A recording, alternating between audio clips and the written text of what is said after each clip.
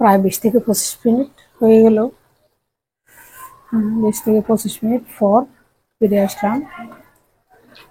মাংস অনেকটা সিদ্ধ হয়ে আসছে, ঝোলও একদম কমে গেছে। এখন একটু বাকিটা সিদ্ধ হওয়ার জন্য একটু পানি দিব।